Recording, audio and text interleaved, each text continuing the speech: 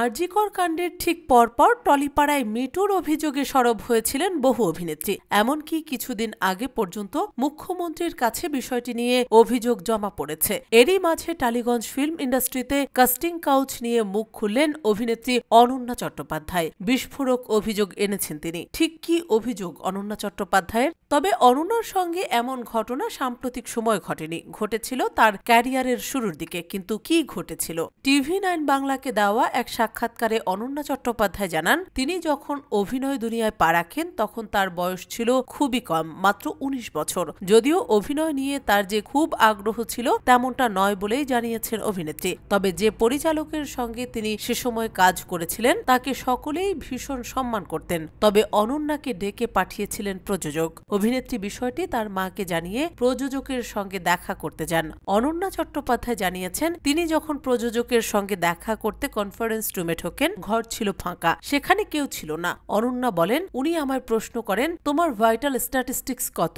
অর্থাৎ শরীরের মাপ। আমি পাল্টা প্রশ্ন করি, কেন বলুন তো? উনি বলেন, তোমার স্ক্রিনে কেমন দেখাবে সেটা জানতে চাই। এর উত্তরে কি বলেছিলেন অভিনেত্রী? অনন্যা স্পষ্ট জানিয়ে দিয়েছিলেন, তিনি বড় পরিচালক প্রযোজক হয়েও যদি তাকে পর্দায় মানাবে কিনা না বোঝেন তাহলে তার পরিচালক হওয়াই উচিত নয়। আর এরপরই নাকি সেই পরিচালক রেগে গিয়ে জোরে জোরে চেঁচিয়ে বলতে থাকেন, তুমি জানো আমি কে? আমি অমুকের তমুকের সাইজ জানি। তবে অনন্যাও না জবাব দিয়ে যাওয়ার পাত্রী নন। তিনি জানিয়েছিলেন, এই ঘর থেকে বের হওয়ার পর বুঝবেন আমি কে। অভিনেত্রী সাক্ষাৎকারে জানিয়েছেন, তিনি বিষয়টি ইন্ডাস্ট্রির এক বিশ্বস্ত ব্যক্তিকে খুলে বলেছিলেন। তবে এরপরে বিষয়টি অনেকেই জেনে যান। পরে অবশ্য ওই পরিচালক প্রযোজক ফোন করে অনন্যা ও তার বাবা মায়ের কাছে ক্ষমা চান।